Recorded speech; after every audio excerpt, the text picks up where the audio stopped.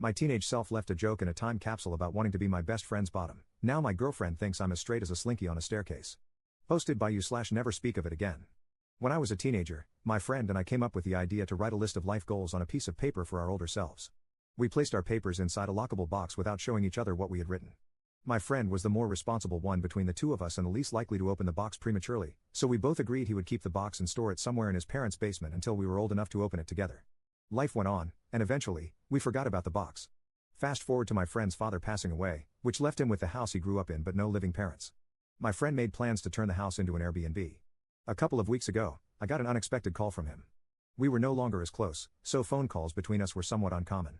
He informed me about his dad, the house, and then mentioned what he had found in his parents' basement, the box. I encouraged him to open it then and there and read what we had written while we were on the phone, but he suggested making it more meaningful by meeting up and reading it in person. Cut to the two of us becoming the four of us at the meeting because our girlfriends had also become invested and involved. So there we all were, at my friend's parents' house, enjoying good food and good company. When the time came to open the box, everyone expressed their excitement. My friend and I had totally forgotten what we'd written, so all of us were going in blind. A toolbox was required to open the box because the key for the padlock was nowhere to be found. My friend gave me his list, and I gave him mine. Our girlfriends insisted on it. I was the first to read. My friend had the following things on his list: 1. Fix my teeth. 2. Make money. 3. Learn other languages. 4. Travel. 5. Learn to cook. 6. Eat healthy. 7. Lose my virginity. 8. Study. 9. Teach. 10. Continue skateboarding until I die. My friend's list was fun for everyone. However, he seemed hesitant to read my list. As soon as he said it might be better if I read my list in private, all of us, including me, egged him on to just read the damn thing. My friend reluctantly read the following out loud. 1. Tell Josh I want to be his bottom. That was literally all I wrote. My friend, aka Josh, flipped the piece of paper so that all of us could see the drawing I had made of the two of us smashing. No one seemed to know how to react. I attempted to break the awkward silence by pointing out that I was obviously joking when I wrote that. My friend backed me up and said it was totally in character for teenage me to make gay jokes at inappropriate times. Everyone kind of filed my comment under boys will be boys and laughed it off. That being said, my girlfriend was not laughing during our drive home. She was too busy questioning me about my sexuality. She didn't stop with the questions until I finally confessed that I was, in fact, bisexual, something I had never actually shared with anyone before. Needless to say, that revelation created tension between us, even though I've assured her that I'm not attracted to anyone else but her. Pessimism is telling me that I should brace myself for a breakup. Update 1 day later.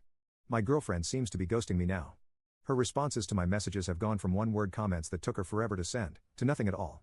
My friend, on the other hand, hasn't stopped messaging me since the events in my previous post. Between my girlfriend ghosting me and my friend bombarding me with follow-up questions, I definitely feel like I messed up as a teenager when I decided to leave a note to my future self that exposed my sexuality. My friend has sent me multiple messages to inform me that he's still in touch with some of our former high school classmates. He made me aware of this because he wanted me to understand why he thought it made sense to share our decades-old list of life goals with other people. At first, I had no problem with it because I assumed everyone who knew me in high school would just laugh at my list and add it to all the other dumb stuff I said and did as a teenager.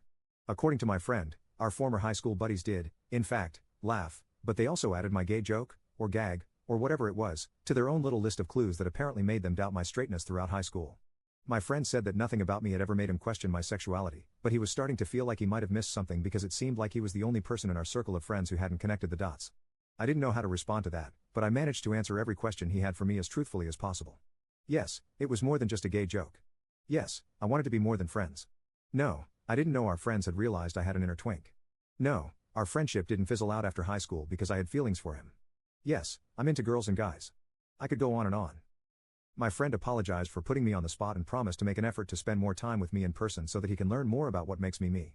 Like old times, but gayer, I guess. He even joked about setting me up with his male friends in case my relationship comes to an end. The last few days have been an emotionally exhausting experience. I've unintentionally come out twice now. So much for waiting until I was ready. Second update 6 days later. My family now knows I'm bi. My girlfriend shared the news with her gym partner, aka my sister, who then informed our parents. I had no idea any of this was happening until I recently visited my mom and dad. What was supposed to be nothing more than the usual hey mom, hey dad, hey totally straight son, blah blah blah unexpectedly became an obvious case of there's an elephant in the room. As soon as my parents asked me how things were going with my girlfriend, I knew they knew. My mom and dad never really cared about who I dated, so for them to suddenly be interested in my relationship made me feel like something was up. When I asked my parents what was going on, my mom and dad looked at each other like they were telepathically trying to figure out who was going to take the lead. My mom decided to step up and do the talking, but she became emotional before she even opened her mouth. My dad took over and said my mom was still processing what my sister had shared with them about my transition from only girls to not only girls. I didn't have to ask how my sister found out. I knew she must have heard it from my girlfriend since the two of them often worked out together. My mom, mid-tears, asked the universe, or whatever, if none of her children were straight. She was referring to both my brother and sister being gay. My dad reminded my mom that she had promised to keep her crap together, especially since she'd been through this twice with my siblings. My mom reminded my dad that she had to keep her crap together throughout their marriage, since it's become clear to her where all their children get their gayness from. I didn't know what that meant, and I didn't really want to know, so I interrupted whatever was happening between my mom and dad to tell both of them that, for the record, I was not gay, I was bi, but I was still the same person, and I would appreciate it if life could continue as if nothing had changed. I was practically pleading with my parents to please go on with their lives and leave my sexuality out of it, because it was beginning to feel like I'd been bi for just a few days and now nothing seemed the same. I was able to diffuse the tension between my parents, albeit just for that moment, and managed to get a group hug out of it. Would I call that a happily ever after? Not at all. It was an okayish ever after. Sadly, the same cannot be said about my relationship. My girlfriend and I broke up. She said her religion left no room in her life for a boyfriend who liked other guys. I knew the breakup was inevitable, but I never expected my girlfriend to play the religion card. I've literally never seen her pray or go to church, so the fact that she was suddenly too holy for me would have been hilarious if it weren't so heartbreaking. The good news is the damage is done. I lost the girl, and I might have resurrected unresolved marital problems between my mom and dad, but hey, at least I can hopefully move on and fully be me now. Commenter. So, your gay sister outed you to your parents after working out with your girlfriend, who then decided she couldn't be with you because of God. That seems hard to accept, but if true, your sister would be the jerk in this story, well, the biggest one, anyway. Op's response. The day my sister moved out of the house was one of the best days of my life. Sharing a house with her for years was an absolute nightmare. I'm convinced she poisoned our dog on purpose, that's how much of a psycho I believe she is. I have no idea what my ex-girlfriend gets out of spending time with her. Op shares details about his father's past.